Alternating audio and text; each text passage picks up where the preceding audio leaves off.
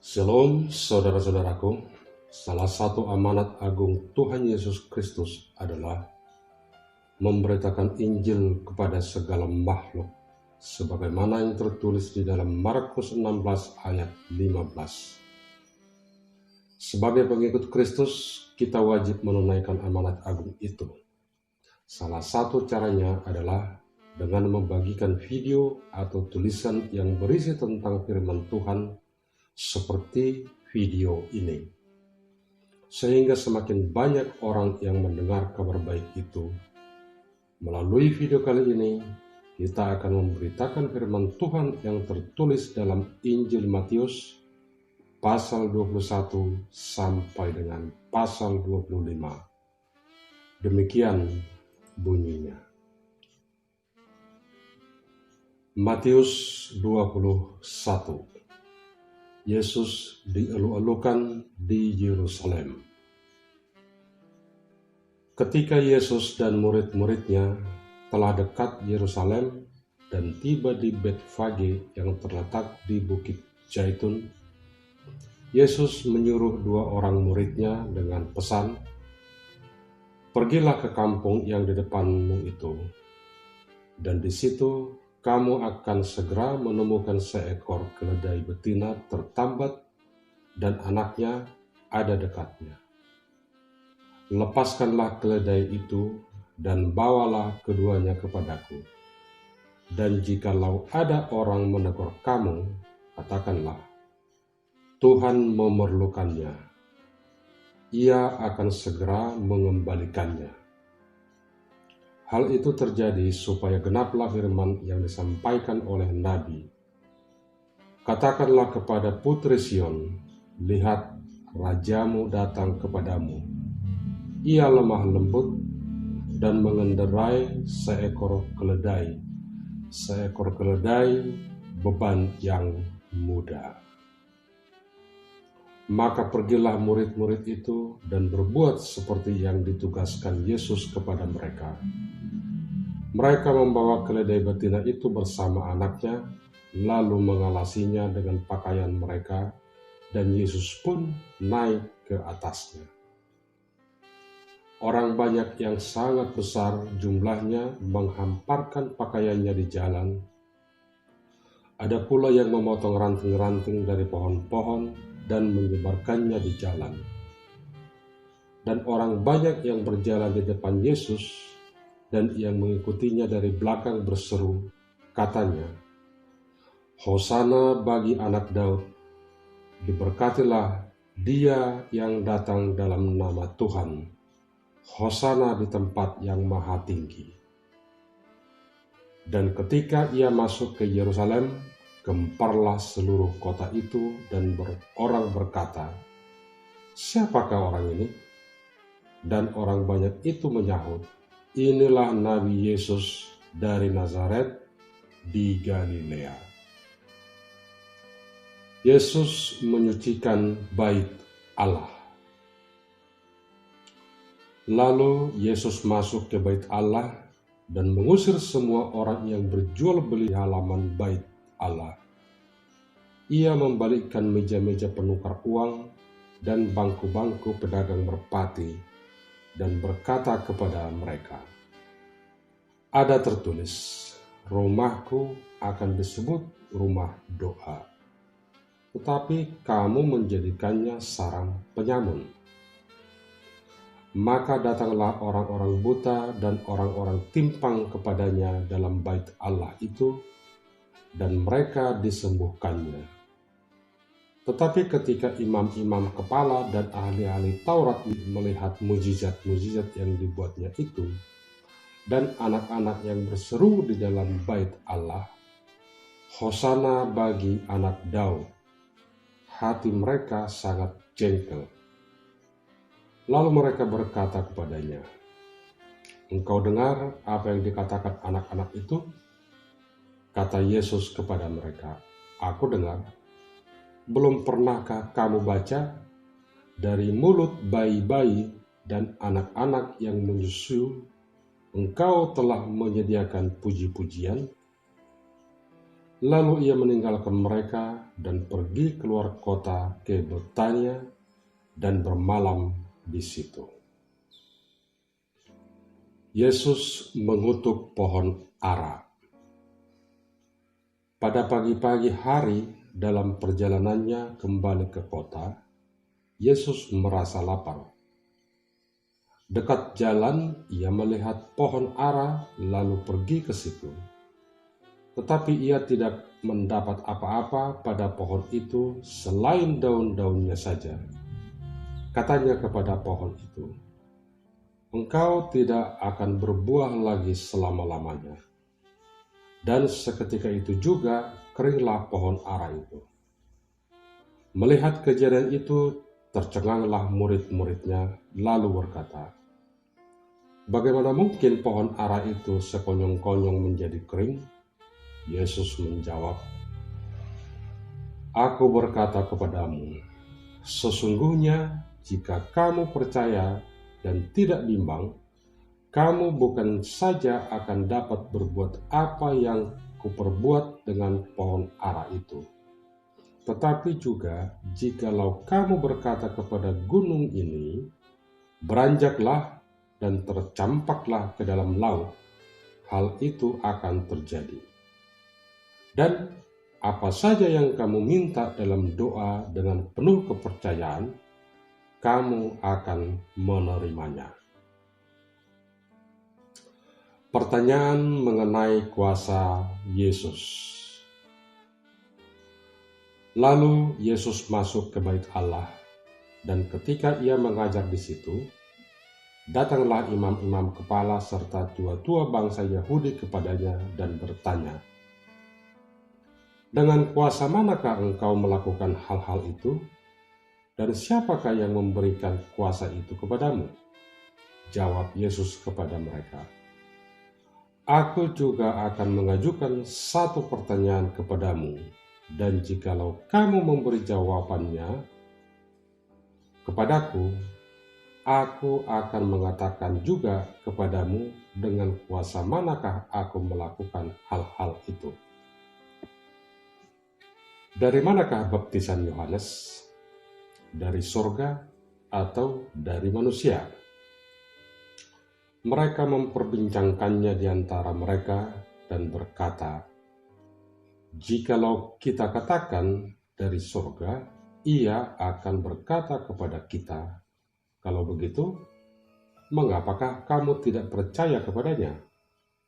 Tetapi jikalau kita katakan dari manusia, kita takut kepada orang banyak, sebab semua orang menganggap Yohanes itu nabi."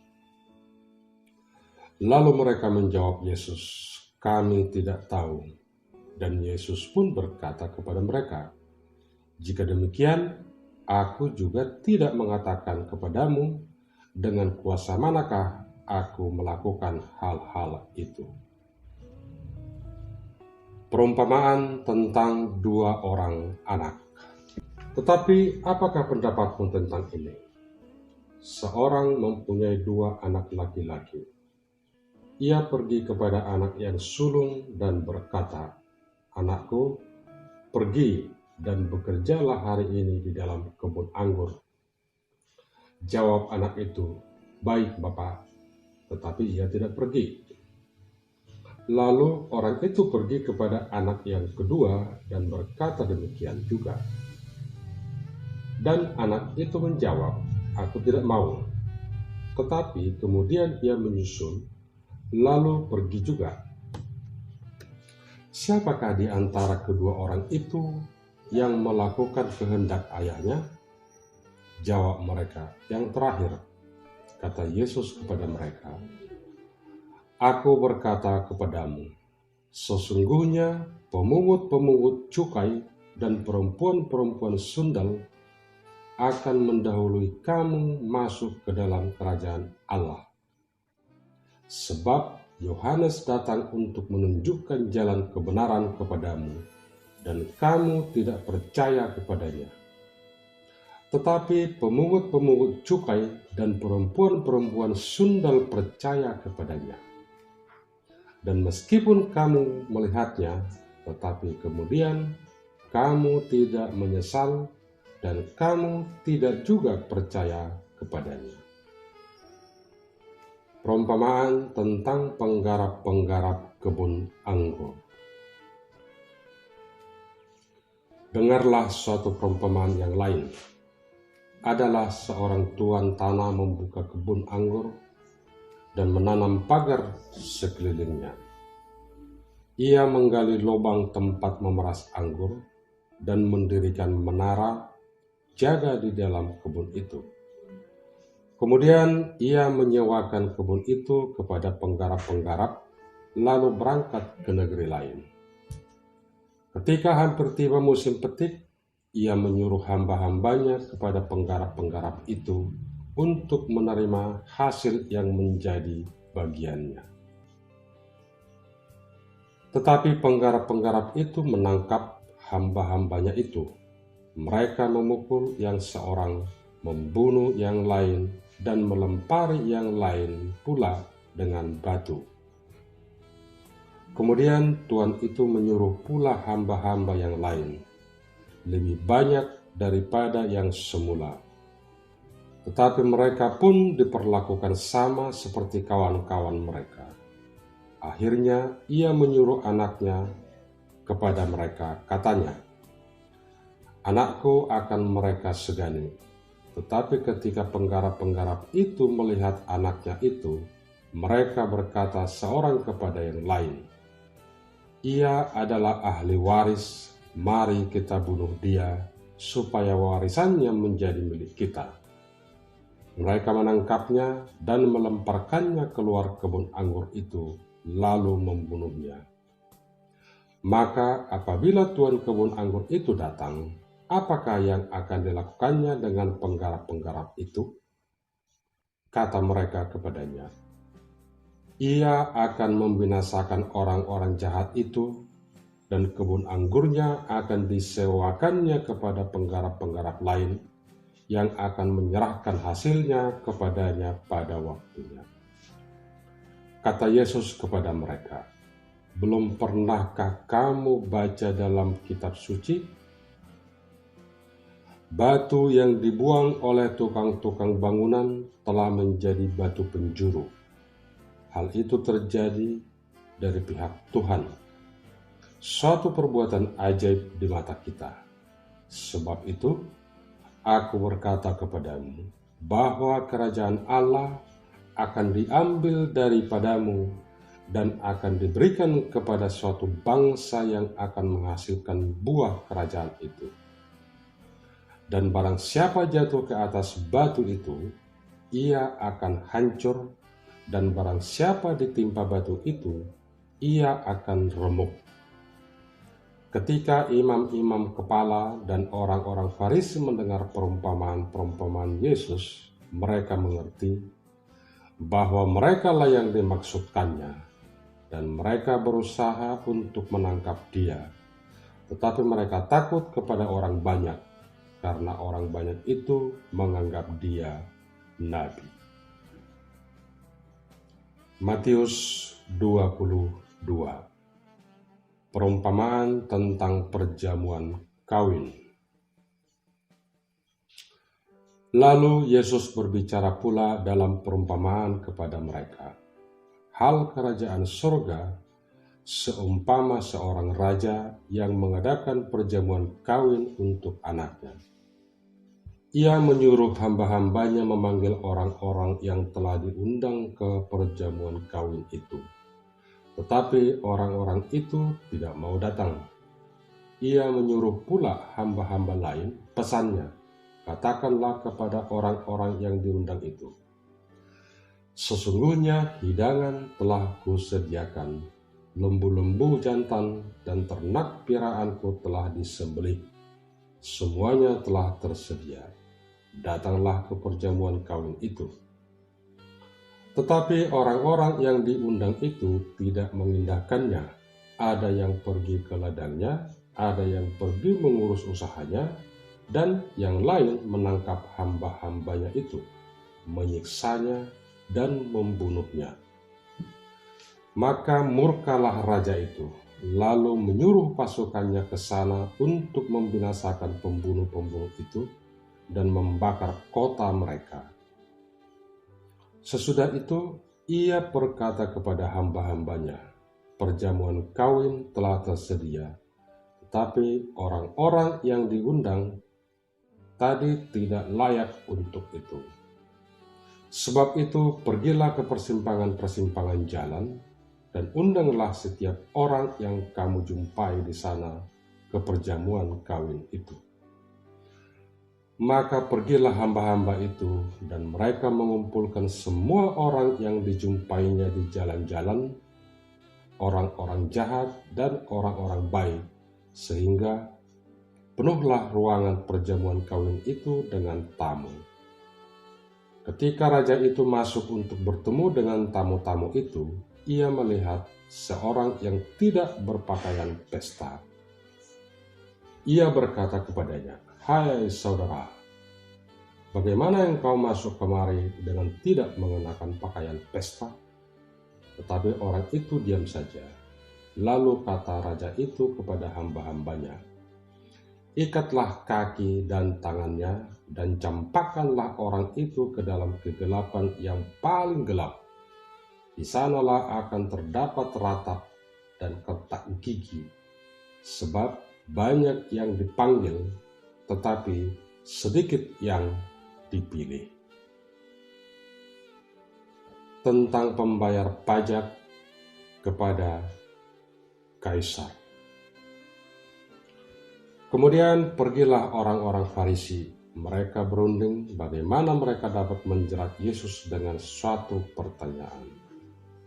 Mereka menyuruh murid-murid mereka bersama-sama orang-orang Herodian bertanya kepadanya, "Guru, kami tahu engkau adalah seorang yang jujur dan dengan jujur mengajar jalan Allah, dan engkau tidak takut kepada siapapun juga, sebab engkau tidak mencari muka.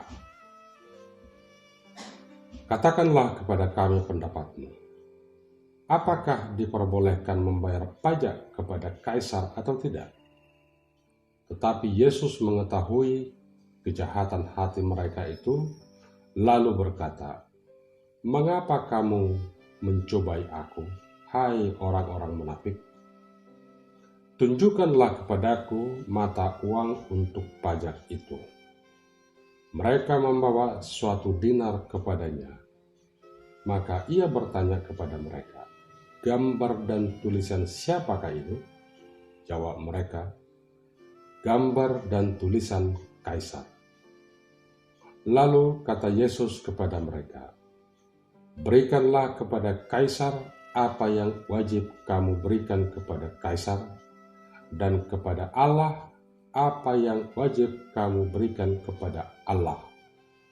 Mendengar itu, heranlah mereka dan meninggalkan Yesus lalu pergi. Pertanyaan orang Saduki tentang kebangkitan. Pada hari itu datanglah kepada Yesus beberapa orang Saduki yang berpendapat bahwa tidak ada kebangkitan. Mereka bertanya kepadanya, "Guru, Musa mengatakan bahwa jika seseorang mati dengan tiada meninggalkan anak, saudaranya harus kawin dengan istrinya itu dan membangkitkan keturunan bagi saudaranya itu. Tetapi di antara kami ada 7 orang bersaudara. Yang pertama kawin, tetapi kemudian mati. Dan karena ia tidak mempunyai keturunan, ia meninggalkan istrinya itu bagi saudaranya. Demikian juga yang kedua dan yang ketiga sampai dengan yang ketujuh. Dan akhirnya sesudah mereka semua, perempuan itu pun mati. Siapakah di antara ke-7 orang itu yang menjadi suami perempuan itu pada hari kebangkitan? Sebab mereka semua telah beristrikan dia." Yesus menjawab mereka, "Kamu sesat, sebab kamu tidak mengerti kitab suci maupun kuasa Allah. Karena pada waktu kebangkitan, orang tidak kawin dan tidak dikawinkan, melainkan hidup seperti malaikat di surga.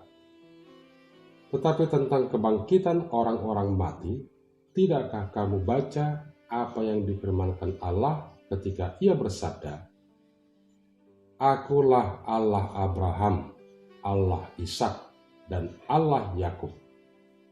Ia bukanlah Allah orang mati, melainkan Allah orang hidup. Orang banyak yang mendengar itu takjub akan pengajarannya. Hukum yang terutama. Ketika orang-orang Farisi mendengar bahwa Yesus telah membuat orang-orang Saduki itu bungkam, berkumpullah mereka. Dan seorang dari mereka, seorang ahli Taurat, bertanya untuk mencobai dia, "Guru, hukum manakah yang terutama dalam hukum Taurat?" Jawab Yesus kepadanya, "Kasihilah Tuhan Allahmu dengan segenap hatimu, dan dengan segenap jiwamu, dan dengan segenap akal budimu. Itulah hukum yang terutama dan yang pertama. Dan hukum yang kedua yang sama dengan itu ialah, kasihilah sesamamu manusia seperti dirimu sendiri. Pada kedua hukum inilah tergantung seluruh hukum Taurat dan kitab para nabi."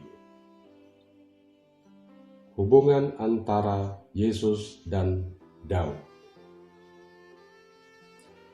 Ketika orang-orang Farisi sedang berkumpul, Yesus bertanya kepada mereka, katanya, "Apakah pendapatmu tentang Mesias? Anak siapakah dia?" Kata mereka kepadanya, "Anak Daud." Katanya kepada mereka, "Jika demikian, bagaimanakah Daud oleh pimpinan roh dapat menyebut dia tuannya, ketika ia berkata, 'Tuhan telah berfirman kepada Tuanku, duduklah di sebelah kananku sampai musuh-musuhmu kutaruh di bawah kakimu.' Jadi, jika Daud menyebut dia tuannya, bagaimana mungkin ia anaknya pula?" Tidak ada seorang pun yang dapat menjawabnya, dan sejak hari itu tidak ada seorang pun juga yang berani menanyakan sesuatu kepadanya. Matius 23. Yesus mengecam ahli-ahli Taurat dan orang-orang Farisi. Maka berkatalah Yesus kepada orang banyak dan kepada murid-muridnya, katanya, "Ahli-ahli Taurat dan orang-orang Farisi telah menduduki kursi Musa. Sebab itu, turutilah dan lakukanlah segala sesuatu yang mereka ajarkan kepadamu. Tetapi janganlah kamu turuti perbuatan-perbuatan mereka, karena mereka mengajarkannya tetapi tidak melakukannya. Mereka mengikat beban-beban berat, lalu meletakkannya di atas bahu orang, tetapi mereka sendiri tidak mau menyentuhnya. Semua pekerjaan yang mereka lakukan hanya dimaksud supaya dilihat orang. Mereka memakai tali sembahyang yang lebar dan jubah yang panjang. Mereka suka duduk di tempat terhormat dalam perjamuan dan di tempat terdepan di rumah ibadat. Mereka suka menerima penghormatan di pasar dan suka dipanggil rabi. Tetapi kamu, janganlah kamu seperti disebut rabi, karena hanya satu rabimu, dan kamu semua adalah saudara. Dan janganlah kamu menyebut siapapun bapa di bumi ini, karena hanya satu Bapakmu, yaitu Dia yang di surga. Janganlah pula kamu disebut pemimpin, karena hanya satu pimpinanmu, yaitu Mesias. Barang siapa terbesar di antara kamu, hendaklah ia menjadi pelayanmu. Dan barang siapa meninggikan diri, ia akan direndahkan, dan barang siapa merendahkan diri, ia akan ditinggikan. Celakalah kamu, hai ahli-ahli Taurat dan orang-orang Farisi, hai kamu orang-orang munafik, karena kamu menutup pintu-pintu kerajaan surga di depan orang-orang. Sebab kamu sendiri tidak masuk dan kamu merintangi mereka yang berusaha untuk masuk. Celakalah kamu, hai ahli-ahli Taurat dan orang-orang Farisi, hai kamu orang-orang munafik, sebab kamu menelan rumah janda-janda, sedang kamu mengelabui mata orang dengan doa yang panjang-panjang. Sebab itu, kamu pasti akan menerima hukuman yang lebih berat. Celakalah kamu, hai ahli-ahli Taurat dan orang-orang Farisi, hai kamu orang-orang munafik, sebab kamu mengarungi lautan dan menjelajah daratan untuk mentobatkan satu orang saja menjadi penganut agamamu, dan sesudah ia bertobat, kamu menjadikan dia orang neraka yang 2 kali lebih jahat daripada kamu sendiri. Celakalah kamu, hai pemimpin-pemimpin buta yang berkata, bersumpah demi bait suci, sumpah itu tidak sah. Tetapi bersumpah demi emas bait suci, sumpah itu mengikat. Hai kamu orang-orang bodoh dan orang-orang buta, apakah yang lebih penting, emas atau bait suci yang menguduskan emas itu? Bersumpah demi mezbah, supaya itu tidak sah. Tetapi bersumpah demi persembahan yang ada di atasnya, sumpah itu mengikat. Hai kamu orang-orang buta, apakah yang lebih penting, persembahan atau mezbah yang menguduskan persembahan itu? Karena itu, barang siapa bersumpah demi mezbah, ia bersumpah demi mezbah dan juga demi segala sesuatu yang terletak di atasnya. Dan barang siapa bersumpah demi bait suci, ia bersumpah demi bait suci dan juga demi dia yang diam di situ. Dan barang siapa bersumpah demi surga, ia bersumpah demi takhta Allah dan juga demi dia yang bersemayam di atasnya. Celakalah kamu, hai ahli-ahli Taurat dan orang-orang Farisi, hai kamu orang-orang munafik, sebab persepuluhan dari selasih ada manis dan jintan kamu bayar. Tetapi yang terpenting dalam hukum Taurat kamu abaikan, yaitu keadilan dan belas kasihan dan kesetiaan. Yang satu harus dilakukan dan yang lain jangan diabaikan. Hai kamu pemimpin-pemimpin buta, nyamuk kamu tapiskan dari dalam minumanmu, tetapi unta yang di dalamnya kamu telan. Celakalah kamu, hai ahli-ahli Taurat dan orang-orang Farisi, hai kamu orang-orang munafik, sebab cawan dan pinggan kamu bersihkan sebelah luarnya, tetapi sebelah dalamnya penuh rampasan dan kerakusan. Hai orang Farisi yang buta, bersihkanlah dahulu sebelah dalam cawan itu, maka sebelah luarnya juga akan bersih.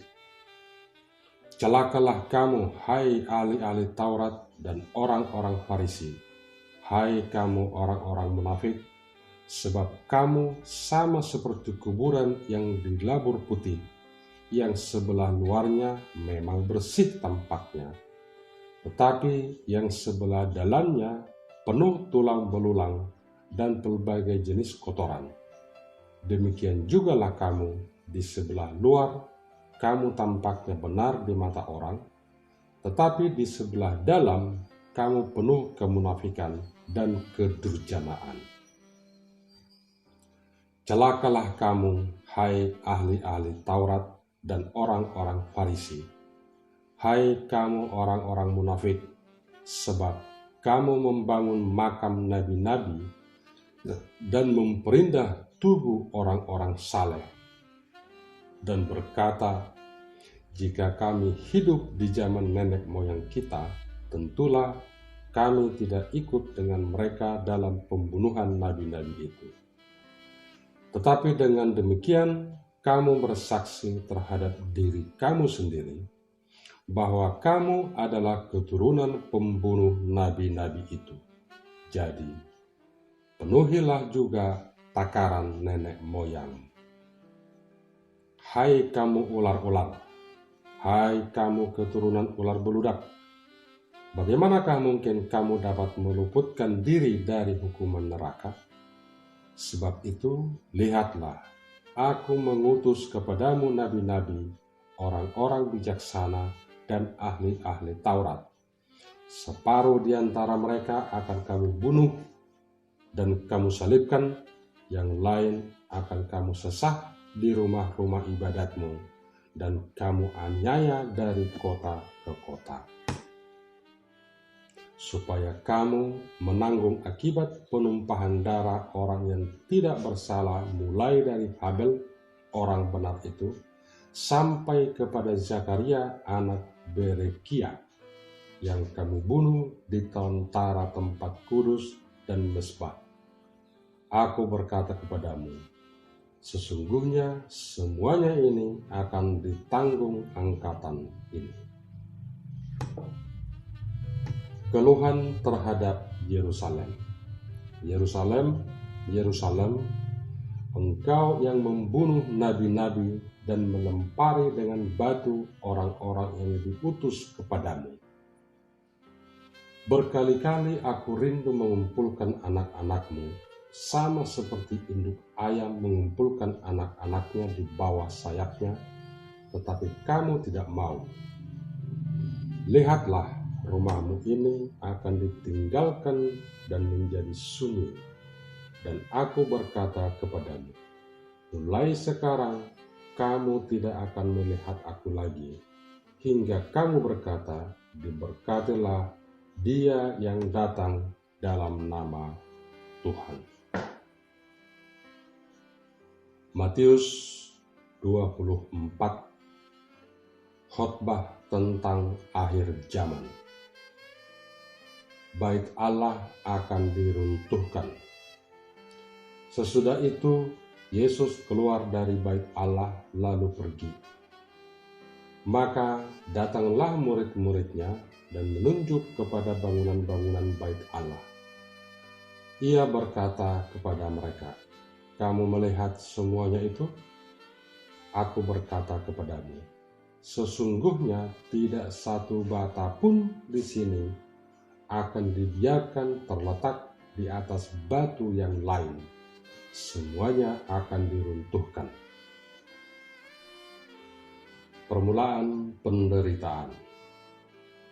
Ketika Yesus duduk di atas bukit Zaitun, datanglah murid-muridnya kepadanya untuk bercakap-cakap sendirian dengan dia. Kata mereka, katakanlah kepada kami, bila manakah itu akan terjadi, dan apakah tanda kedatanganmu dan tanda kesudahan dunia? Jawab Yesus kepada mereka, waspadalah supaya jangan ada orang yang menyesatkan kamu. Sebab banyak orang akan datang dengan memakai namaku dan berkata, akulah Mesias, dan mereka akan menyesatkan banyak orang. Kamu akan mendengar deru perang atau kabar-kabar tentang perang. Namun berawas-awaslah, jangan kamu gelisah. Sebab semuanya itu harus terjadi, tetapi itu belum kesudahannya. Sebab bangsa akan bangkit melawan bangsa, dan kerajaan melawan kerajaan. Akan ada kelaparan dan gempa bumi di berbagai tempat. Akan tetapi semuanya itu barulah permulaan penderitaan menjelang akhir zaman baru. Pada waktu itu kamu akan diserahkan supaya disiksa, dan kamu akan dibunuh dan akan dibenci semua bangsa oleh karena namaku. Dan banyak orang akan murtad, dan mereka akan saling menyerahkan dan saling membenci. Banyak nabi palsu akan muncul dan menyesatkan banyak orang. Dan karena makin bertambahnya kedurhakaan, maka kasih kebanyakan orang akan menjadi dingin. Tetapi orang yang bertahan sampai pada kesudahannya akan selamat. Dan Injil kerajaan ini akan diberitakan di seluruh dunia menjadi kesaksian bagi semua bangsa. Sesudah itu barulah tiba kesudahannya. Siksaan yang berat dan Mesias palsu. Jadi, apabila kamu melihat pembinasa keji berdiri di tempat kudus, menurut firman yang disampaikan oleh Nabi Daniel, para pembaca hendaklah memperhatikannya. Maka orang-orang yang di Yudea haruslah melarikan diri ke pegunungan. Orang yang sedang di peranginan di atas rumah, janganlah ia turun untuk mengambil barang-barang dari rumahnya. Dan orang yang sedang di ladang, janganlah ia kembali untuk mengambil pakaiannya. Celakalah ibu-ibu yang sedang hamil atau yang menyusukan bayi pada masa itu. Berdoalah supaya waktu kamu melarikan diri itu jangan jatuh pada musim dingin dan jangan pada hari Sabat. Sebab pada masa itu akan terjadi siksaan yang dahsyat seperti yang belum pernah terjadi sejak awal dunia sampai sekarang, dan yang tidak akan terjadi lagi. Dan sekiranya waktunya tidak dipersingkat, maka dari segala yang hidup tidak akan ada yang selamat. Akan tetapi oleh karena orang-orang pilihan waktu itu akan dipersingkat. Pada waktu itu, jika orang berkata kepadamu, "Lihat, Mesias ada di sini," atau "Mesias ada di sana," jangan kamu percaya. Sebab Mesias-Mesias palsu dan nabi-nabi palsu akan muncul, dan mereka akan mengadakan tanda-tanda yang dahsyat dan mukjizat-mukjizat, sehingga sekiranya mungkin mereka menyesatkan orang-orang pilihan juga. Camkanlah, aku sudah mengatakannya terlebih dahulu kepadamu. Jadi, apabila orang berkata kepadamu, "Lihat, ia ada di padang gurun," janganlah kamu pergi ke situ. Atau, "Lihat, ia ada di dalam bilik," janganlah kamu percaya. Sebab sama seperti kilat memancar dari sebelah timur dan melontarkan cahayanya sampai ke barat, demikian pula lah kelak kedatangan Anak Manusia. Di mana ada bangkai, di situ burung nazar berkerumun. Kedatangan Anak Manusia, perumpamaan tentang pohon ara. Segera sesudah siksaan pada masa itu, matahari akan menjadi gelap, dan bulan tidak bercahaya, dan bintang-bintang akan berjatuhan dari langit, dan kuasa-kuasa langit akan goncang. Pada waktu itu akan tampak tanda Anak Manusia di langit, dan semua bangsa di bumi akan meratap, dan mereka akan melihat Anak Manusia itu datang di atas awan-awan di langit dengan segala kekuasaan dan kemuliaannya. Dan ia akan menyuruh keluar malaikat-malaikatnya dengan meniup sangkakala yang dahsyat bunyinya, dan mereka akan mengumpulkan orang-orang pilihannya dari tempat penjuru bumi, dari ujung langit yang satu ke ujung langit yang lain. Tariklah pelajaran dari perumpamaan tentang pohon ara. Apabila ranting-rantingnya melembut dan mulai bertunas, kamu tahu bahwa musim panas sudah dekat. Demikian juga jika kamu melihat semuanya ini, ketahuilah bahwa waktunya sudah dekat. Sudah di ambang pintu. Aku berkata kepadamu, sesungguhnya angkatan ini tidak akan berlalu sebelum semuanya ini terjadi. Langit dan bumi akan berlalu, tetapi perkataanku tidak akan berlalu. Tetapi tentang hari dan saat itu tidak seorang pun yang tahu. Malaikat-malaikat di surga tidak, dan anak pun tidak, hanya Bapa sendiri. Nasihat supaya berjaga-jaga. Sebab sebagaimana halnya pada zaman Nuh, demikian pula halnya kelak pada kedatangan Anak Manusia. Sebab sebagaimana mereka pada zaman sebelum air bah itu makan dan minum, kawin dan mengawinkan, sampai kepada hari Nuh masuk ke dalam bahtera, dan mereka tidak tahu akan sesuatu sebelum air bah itu datang dan melenyapkan mereka semua. Demikian pula lah halnya kelak pada kedatangan Anak Manusia. Pada waktu itu, kalau ada 2 orang di ladang, yang seorang akan dibawa dan yang lain akan ditinggalkan.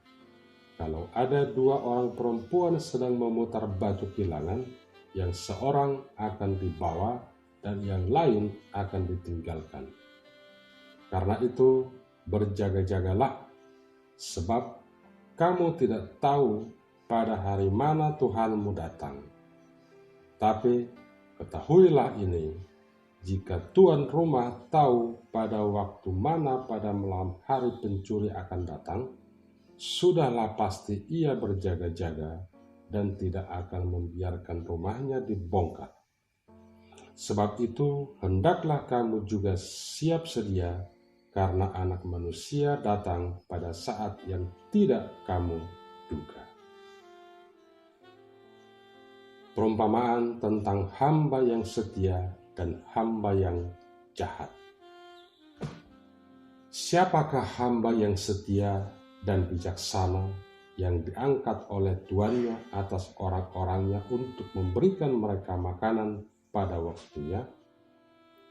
Berbahagialah hamba yang didapati tuannya melakukan tugasnya itu ketika tuannya itu datang. Aku berkata kepadamu, sesungguhnya tuannya itu akan mengangkat dia menjadi pengawas segala miliknya. Akan tetapi apabila hamba itu jahat dan berkata di dalam hatinya, tuanku tidak datang-datang, lalu ia memulai memukul hamba-hamba lain dan makan minum bersama-sama pemabuk-pemabuk, maka tuan hamba itu akan datang pada hari yang tidak disangkanya dan pada saat yang tidak diketahuinya, dan akan membunuh dia dan membuat dia senasib dengan orang-orang munafik. Di sanalah akan terdapat ratapan dan keretakan gigi. Matius 25. Gadis-gadis yang bijaksana dan gadis-gadis yang bodoh. Pada waktu itu, hal kerajaan surga seumpama 10 gadis yang mengambil pelitanya dan pergi menyongsong mempelai laki-laki. 5 diantaranya bodoh dan 5 bijaksana. Gadis-gadis yang bodoh itu membawa pelitanya, tetapi tidak membawa minyak. Sedangkan gadis-gadis yang bijaksana itu membawa pelitanya dan juga minyak dalam buli-buli mereka. Tetapi karena mempelai itu lama tidak datang-datang juga, mengantuklah mereka semua lalu tertidur. Waktu tengah malam terdengarlah suara orang berseru, "Mempelai datang, songsonglah dia." Gadis-gadis itu pun bangun semuanya, lalu membereskan pelita mereka.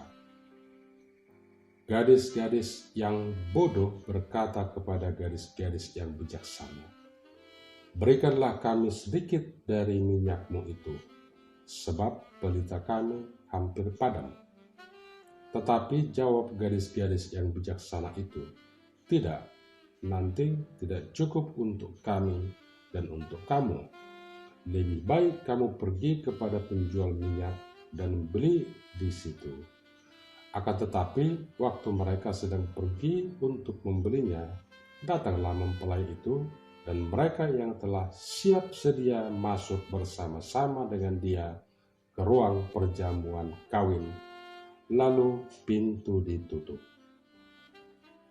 Kemudian datang juga gadis-gadis yang lain itu dan berkata, "Tuan, Tuan, bukakanlah kami pintu."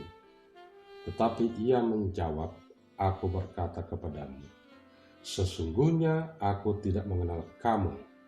Karena itu, berjaga-jagalah, sebab kamu tidak tahu akan hari maupun akan saatnya."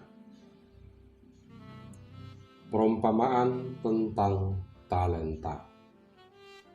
Sebab hal kerajaan surga sama seperti seorang yang mau bepergian ke luar negeri, yang memanggil hamba-hambanya dan mempercayakan hartanya kepada mereka. Yang seorang diberikannya 5 talenta, yang seorang lagi 2, dan yang seorang lain lagi 1, masing-masing menurut kesanggupannya. Lalu ia berangkat. Segera pergilah hamba yang menerima 5 talenta itu. Ia menjalankan uang itu, lalu beroleh laba 5 talenta.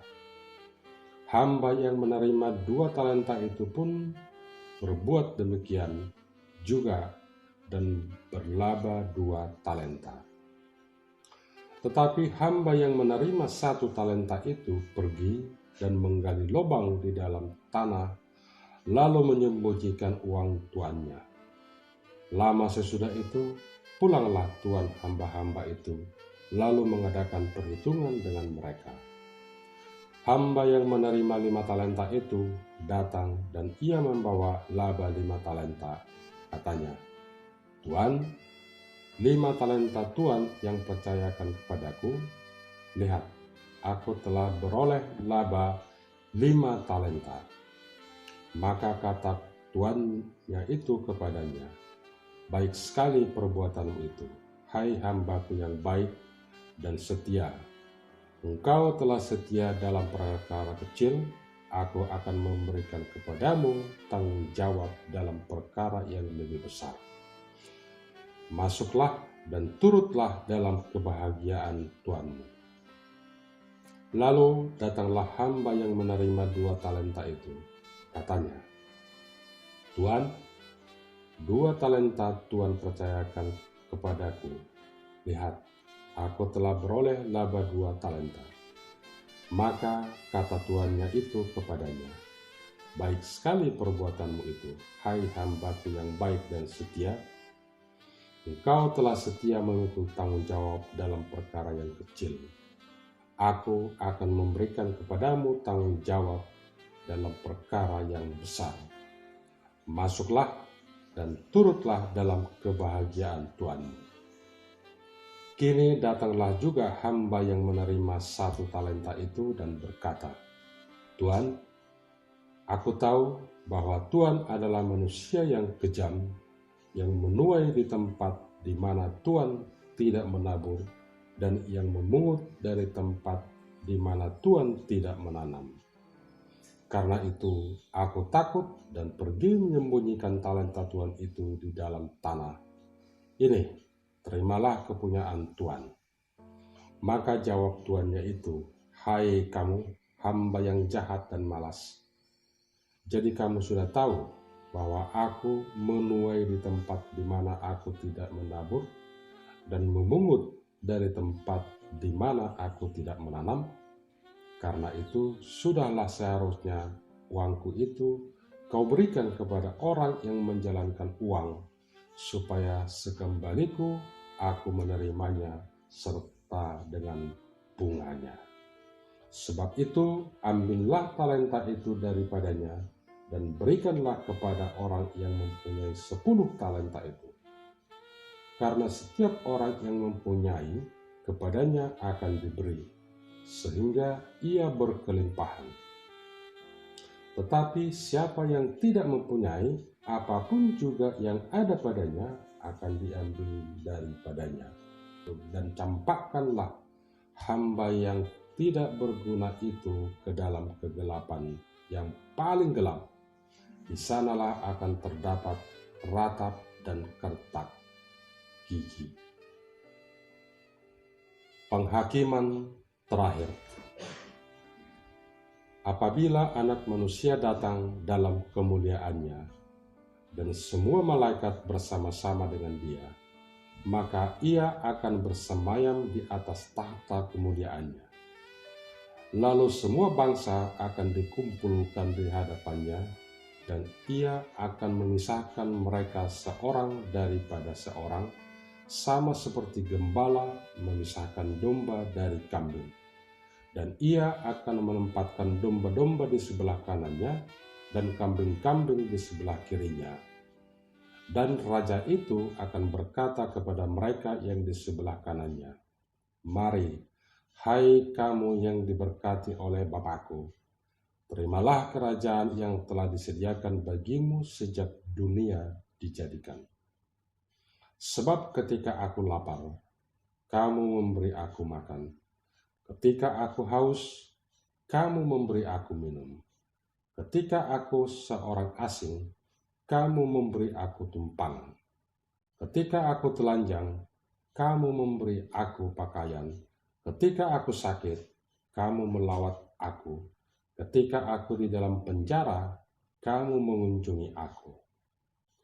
Maka orang-orang benar itu akan menjawab Dia, katanya, "Tuhan, bila manakah kami melihat Engkau lapar dan kami memberi Engkau makan, atau haus dan kami memberi Engkau minum? Bila manakah kami melihat Engkau sebagai orang asing dan kami memberi Engkau tumpangan, atau telanjang dan kami memberi Engkau pakaian? Bila manakah kami melihat Engkau sakit atau dalam penjara dan kami mengunjungi Engkau?"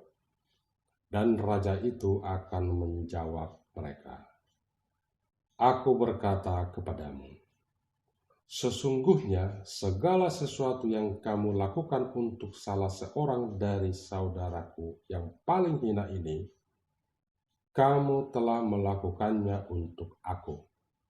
Dan Ia akan berkata juga kepada mereka yang di sebelah kirinya, "Enyahlah dari hadapanku, hai kamu orang-orang terkutuk.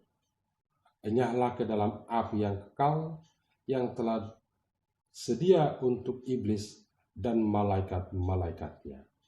Sebab ketika aku lapar, kamu tidak memberi aku makan.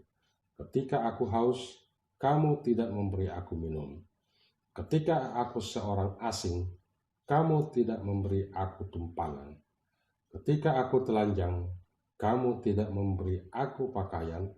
Ketika aku sakit dan dalam penjara, kamu tidak melawat aku." Lalu mereka pun akan menjawab Dia, katanya, "Tuhan, bila manakah kami melihat Engkau lapar atau haus, atau sebagai orang asing, atau telanjang, atau sakit, atau dalam penjara, dan kami tidak melayani Engkau?" Maka Ia akan menjawab mereka, "Aku berkata kepadamu, Sesungguhnya segala sesuatu yang tidak kamu lakukan untuk salah seorang dari yang paling hina ini, kamu tidak melakukannya juga untuk aku. Dan mereka ini akan masuk ke tempat siksa yang kekal, tetapi orang benar ke dalam hidup yang kekal.